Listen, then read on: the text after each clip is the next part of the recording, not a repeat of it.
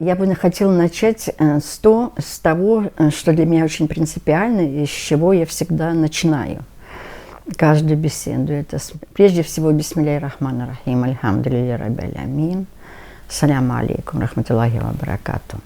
Я вам скажу откровенно, у нас Рамадан, это всегда мы ждем его с огромным нетерпением. Во-первых, почему? Целевая установка Рамадана. Когда у вас весь резерв интеллектуальный, физический, умственный, направлен на то, чтобы очиститься. Вы понимаете, 30 дней вот такого сдержанного режима, он всегда благоприятно решает все проблемы. Вы же помните, что 1000 лет назад Пифагор принимал к себе на обучение мальчиков, которые голодали 40 дней. 40 дней, не 30, а 40. Очищение ваших мыслей, очищение вашей души, вашего сердца и так далее. Поэтому я всегда жду Рамадан с очень большим вот внутренним каким-то драйвом, таким вот этим словом, может быть, которое сейчас не очень... Вот придет Рамадан, и я смогу выложиться по полной программе. Вот во всех отношениях. Это очень важно. Важно, конечно, безусловно, что если идут ограничения по приему пищи, это не значит, что когда вам уже наступает время и вам дозволено поесть, вы должны есть всю ночь. Это самое плохое, что только может быть. Люди используют время от звезды до звезды, чтобы все время есть. Это безобразие. Это безобразие, потому что пророк прерывал пост молоком или водой с финиками и в течение всего Рамадана очень сдержанно относился вот к тому моменту, когда можно есть. Очень сдержанно. Это не значит, что как только канет время, вы сразу начинаете есть. И каждые 1,5-2 часа вы что-то кладете в рот. Это самое большое нарушение того поста, о котором говорит Всевышний. Он говорит: ешьте и пейте всласть, но в меру, излишеством не предавайтесь. Вот я считаю, что вот это самый большой посыл к тому, как нужно соблюдать Рамадан. Это очень важно. Безусловно, Рамадан очень хорошее время для интеллектуальной работы. Я вам скажу, я никогда так много не писала, и никогда так много у меня хорошо не получалось, как во время Рамадана. Во время Рамадана вот прямо, вы знаете, то ли потому, что действительно голова свободна, то ли потому, что желудок свободен, а это очень важно, после очень обильной пищи вы уже работать не можете. Вы уже, понимаете, вы израсходовали резерв, который идет на переваривание пищи. Это неправильно. Поэтому нужно вот пить и ешьте всласть, но в меру. Излишествам не предавайтесь. Дальше. Ну, Рамадан великолепный месяц, конечно, для вот с тем, чтобы людям дать милостыню. Причем вот на мое усмотрение 30 дней человек каждый день должен обязательно дать милостыню. Эта милостыня не обязательно выражается в золотом исчислении, в денежном исчислении, либо еще каком-нибудь материальном. Милостыня – это помочь не просто бедному, а это еще вселить в него надежду, это еще улыбнуться, это помочь больному, это устроить какие-то очень важные моменты для тех людей, которые сами не могут определиться и так далее. Даже когда у вас ничего нет, то Всевышний замечательно говорит: просто улыбнитесь. Улыбнитесь человеку, которому плохо. Скажите ему несколько теплых слов и так далее. Вот Рамадан в этом отношении, вот милостыня – это вопрос номер 1. Дальше, что мне нравится в отношении милостыни, как говорится в Коране. Когда вы даете милостыню, хорошо для вас. Но если вы даете милостыню вдали от всяких глаз, тем, которые в нужде, так будет лучше.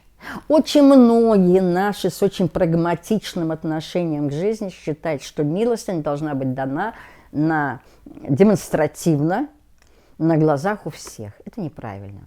Самое ценное милостыня – это коранический текст, когда вы даете ее для тех, которые в нужде, вдали от всяких глаз. Вот это тоже очень важный момент. Прерывается пост Мне безумно нравится, как соблюдается пост в арабском мире, потому что прерывается пост в одно и то же время, а вы не успеваете, то ли в пробке, то ли еще что-нибудь. И вот вы едете на машине, а на углу, вот, около светофоров, где-то еще стоят мальчики в белых балябеях, в белых шапочках, они стоят с подносами, и там вода и финики. Вы представляете, как трогательно, безумно трогательно. Рестораны, конечно, во время Рамадана, они дают от 50% до 70% скидки людям, которые хотели бы пригласить своих друзей, и вот вместе посидеть и так далее. Это тоже очень важно. Это тоже очень важно. Ну и в целом, конечно, Рамадан, ну, мне кажется, что я не ошибусь совершенно, если я скажу, что самый любимый месяц в году. Как бы, куда бы он ни выпадал, на холодную зиму, на жаркое лето, на какие-то очень короткие сроки соблюдения поста, либо на длинные часы, после там 10-12 часов и так далее, все равно это очень счастливое время для человека.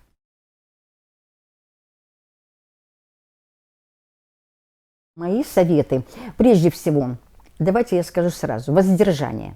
Воздержание относится не только к еде. Воздержание относится к тем вещам, которые у вас горят, вам надо очень обязательно их исполнить, они трудоемкие, они занимают много энергии.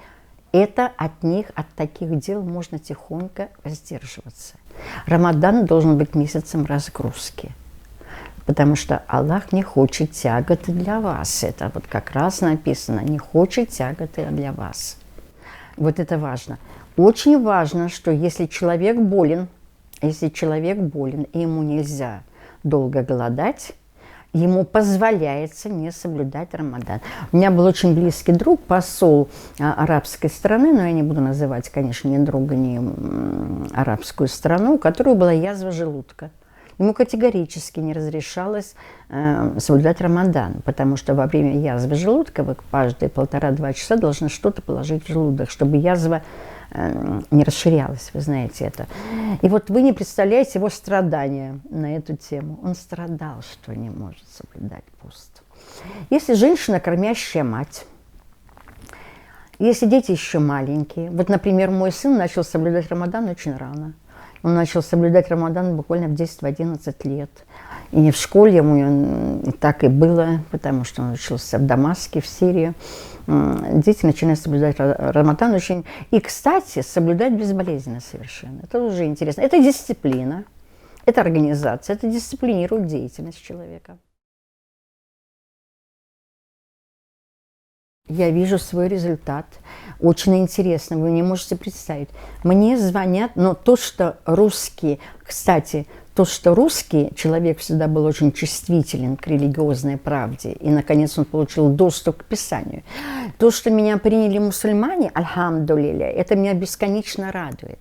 И еще больше меня радует, как говорит Аллах, когда начинают люди принимать Коран и начинают принимать ислам из-за меня. Вот, понимаете, они прочитали. Мне звонят люди.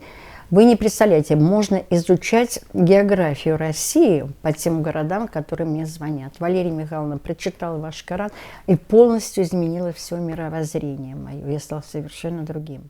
Более того, мы с мужем в Карловых Варах, в Чехословакии, в Чехии, в Карловых Варах, и вдруг две женщины, исключительно такие интеллигентные, умницы, говорят: извините, вы не Валерия Порохова? Оказалось, они откуда? Из Канады. Они из Канады, русскоговорящие мусульмане. И вот они сказали, когда мы вас увидели, у нас просто трепет был. Они потом нас с Мухаммедом караулили все время, после процедур санаторных и так далее. Читают в Канаде Коран. Звонит мне из Мюнхена, Бавария, Германия. И говорят, мы покупаем Коран. Звонит Польша. Я говорю, ну а как же вы, все-таки на русском? Они говорят, вы знаете, очень много, вот так все-таки, когда читаешь, видишь какую-то связь и так далее. Меня это бесконечно радует, очень радует. Это большое счастье для меня. Это вот то, это единственное, ради чего делалась работа. Только для этого.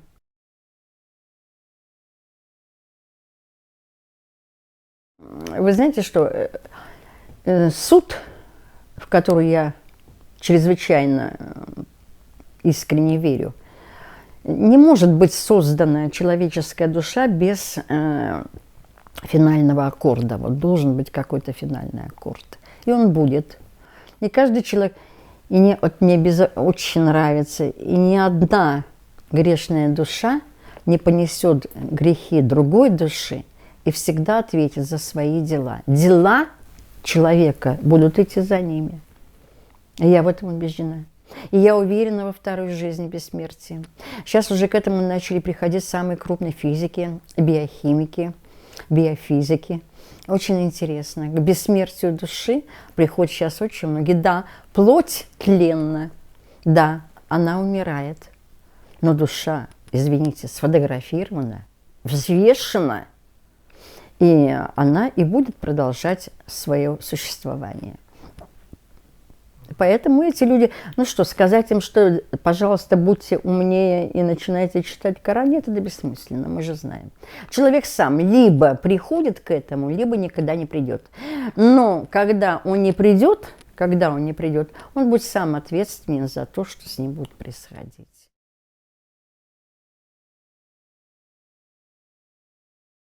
Пожелание молодежи, безусловно, человек не может не изучать Господне Слово. Вы понимаете, здесь я не делю христиане, иудеи, мусульмане, потому что все писания посланы одной рукой, все несут закон. Закон. Вот это do's and don'ts, как говорят англичане, это можно, это нельзя. И писание надо изучать. И когда человек изучает писание, он определяется, вот это ему импонирует, это мое писание.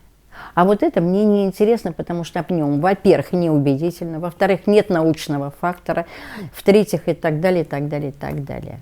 Я очень советую любому человеку, который дошел до какого-то зрелого возраста, начинать соприкасаться с Господним Словом.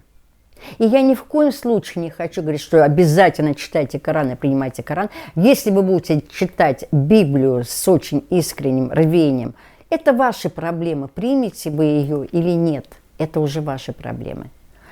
Вы можете читать Библию, вы можете читать все, что послано Всевышним, потому что 5-я сура нам говорит. И это мы, кто не извели им Тору, в которой правый путь и свет. По ней судили иудеев те пророки, что Господом всем сердцем предавались. И мы послали Иису, сына Мариам, и с ним Евангелие, в которой правый путь и свет. Вот коранический текст. Выбор Писания – это чисто интимная процедура в человеческой душе. И человек обязательно определяется.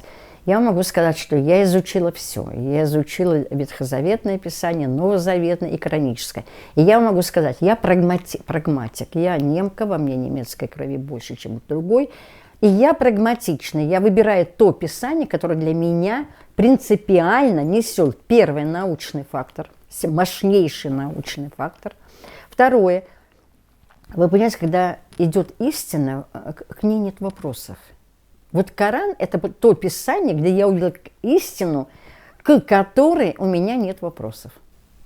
Вот это очень важно понять. И именно ученые, скорее всего, не человек с улицы примет мой перевод Корана. Ни в коем случае. Перевод моего Корана, он снабжен высоконаучным текстом в конце книги. И примет его человек, обладающий большим образованием научным.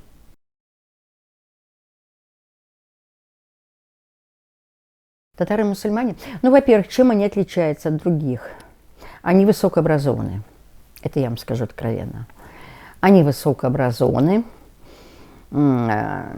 они красивы, они со вкусом одеты, они исповедуют очень, ну, не хочется выбирать слово грамотный ислам, но они исповедуют ислам вот в том виде, в котором я его исповедую. Понимаете? То есть это с опорой на текст. Понимаете? Они, конечно, умнички. Нравятся мне татары. Мне нравятся казанские татары. А какие роскошные татары в Уфе. Но я не разделяю башкирии татары, я имею в виду мусульмане. Я в Уфу ездила по приглашению Академии наук. РАН. Они филиал Московской академии наук. Какие образованные, какие умнички. Это страшная вещь, и никакого отношения к исламу не имеет. Я хочу вам сказать, вот я делала доклад на ОБСЕ. Вы знаете, что такое ОБСЕ, да? Это было в Вене, я делала ключевой доклад, который назывался «Евросоюз и исламский мир». И я выяснила, что, оказывается, страшная безграмотность в Европе относительно того, что такое ислам. Понимаете, все религии названы именами носителей. Ну, пришел Будда, принес что-то такое, да, буддизм. Дальше израильское колено Дауда, да, Иуда, колено Иуда, иудаизм. Пришел Христос, назвали Христом. Единственная религия, которая названа именем тем, который соответствует ее содержанию, это ислам. Это мир, спокойствие, безопасность. Поэтому, когда невежественная пресса Европы пишет «исламский терроризм», они должны расшифровать «исламский» и перевести его на английский язык, а получится мирный, спокойный, безопасный терроризм. Это абракадабра.